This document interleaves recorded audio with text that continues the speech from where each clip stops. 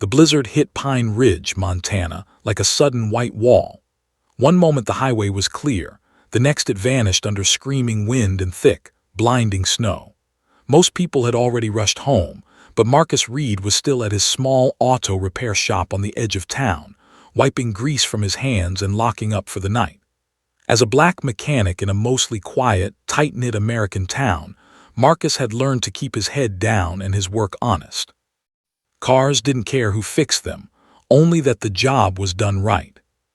He pulled his heavy coat tighter and stepped outside. The cold bit instantly, sharp and unforgiving. That's when he saw it, a faint pair of headlights blinking weakly off the highway, half buried in snow. Marcus hesitated. The storm was getting worse by the second, and common sense said to get home fast, but something about those lights tugged at him.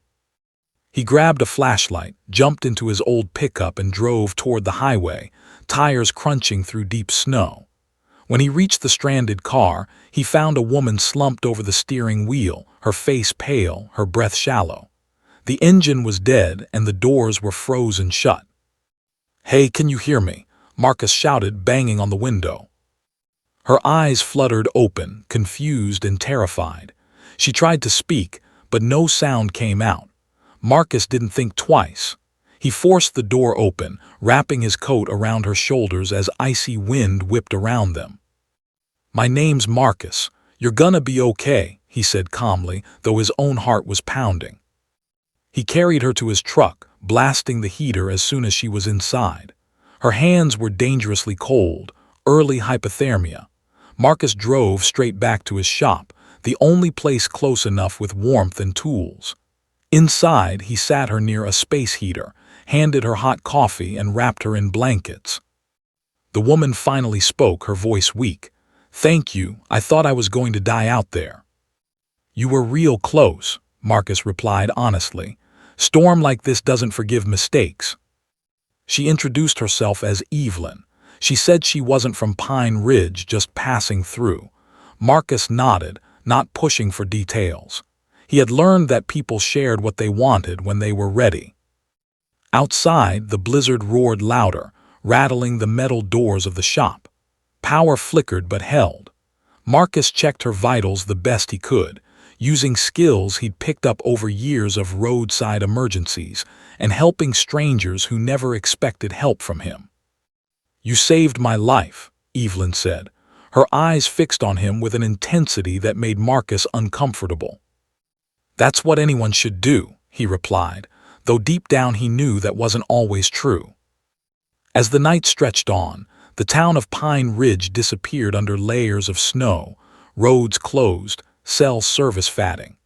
Two strangers were now trapped together by the storm, one a mechanic who believed in doing the right thing, the other a woman carrying a weight far heavier than the blizzard outside. Marcus had no idea that by stopping for those blinking headlights, he had just stepped into a story that would shake Pine Ridge to its core. By morning, the blizzard had buried Pine Ridge under nearly 4 feet of snow. The world outside Marcus Reed's repair shop was silent, frozen and cut off. The radio crackled with emergency updates, roads closed, no help coming anytime soon.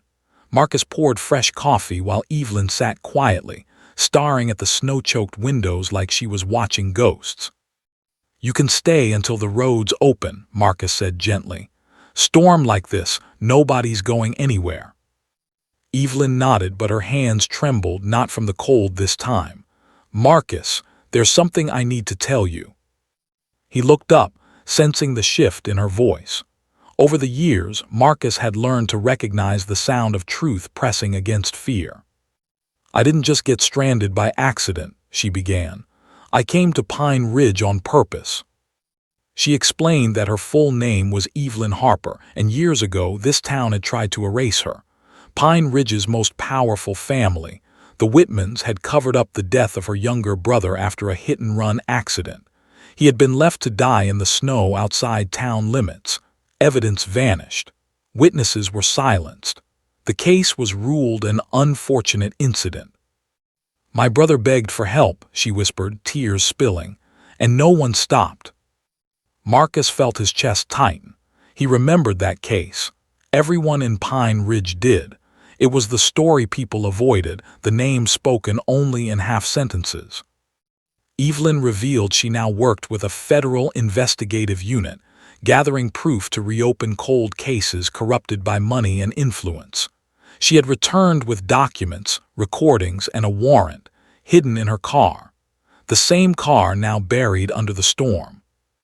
"They were watching me," she said. "That's why I was driving at night. I didn't expect the blizzard." A loud engine growled outside. Marcus moved to the window and saw black SUVs pushing through the snow, stopping across the street. Whitman security. No sirens. No badges. "They found you," Marcus said quietly. Fear flashed across Evelyn's face. "If they take me, everything disappears." Marcus stood still for a moment, then grabbed his keys. Not happening.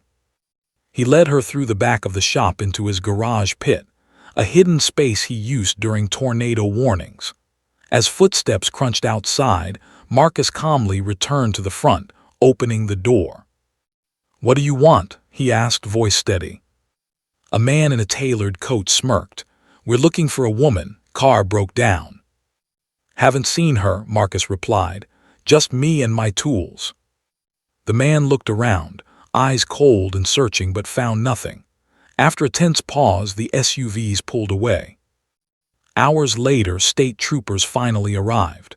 Marcus led them to Evelyn, and together they retrieved the evidence from her car. By nightfall, arrests were made. The Whitman name fell fast. As news spread, Pine Ridge changed forever. Evelyn shook Marcus's hand before leaving. "You didn't just save my life," she said. "You gave my brother justice." Marcus watched her go, knowing one simple choice, to stop in a blizzard, had done what years of silence could not. Sometimes, doing the right thing doesn't just save a life. It exposes the truth.